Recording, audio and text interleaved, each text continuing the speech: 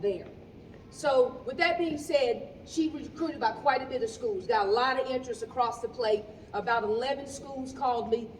She was in Texas Southern was interested, University of Delaware, Northeastern, Central Connecticut, Colgate,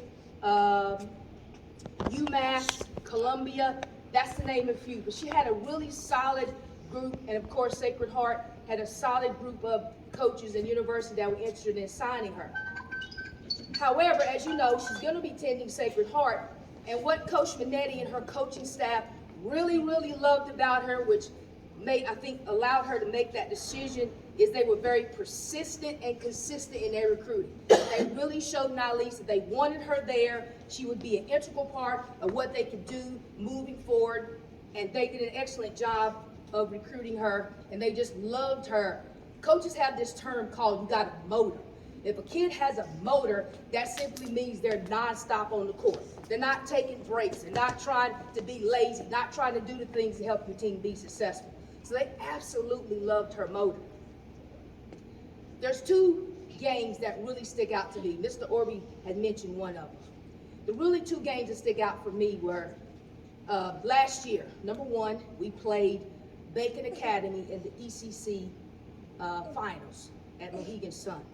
And we went over the scouting report extensively that week, and Nali's job was to stop the best player on the other team. That was her job. I told Nali specifically, I don't care if you score 0 points, but I was lying, but that's what I had to tell her. I don't care if you score 0 points. Your job is to stop this kid over here from scoring and getting off his rebounds. So if you watched the game, you attended the game, Nalise came out and she really shut down their best player. Didn't even give her green light, which caused them to really play out of their norm because their best player couldn't really contribute. So that was one of the most memorable games that I can recall that Nalise really exemplified her ability on the court. The second game is what Mr. Orby mentioned when we went to the state finals, state semifinals. I wish it was the finals. The state quarterfinals and played East Hartford. Again, the scouting report was what, Nalise? Lock up the best player.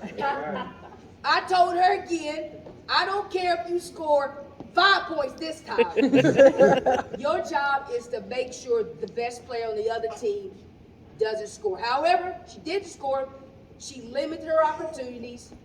However, we did not win the game. Nalise went on to score her highest that game of the season, averaging, she scored 32 points and had 8 rebounds. So the big picture of what we're trying to say as far as her as a player is that there's a couple things that's very special about Nalise as a player. Most players can play, a coach will say they can play both ends of the court. They can play offensive end of the court and they can play defensive end of the court. Nalise has another level to her that is going to be special. I think when she gets to the next level is her transition game. The transition game is when you go from defense to offense. And that's where she really excels. If you really watch her play, she can get out and run and score easy baskets by just outworking her opponent. And I'm excited to see what she's going to do next year at Sacred Heart when she can really get around a lot of players on that skill set where they can really open up the court and see what she can really do.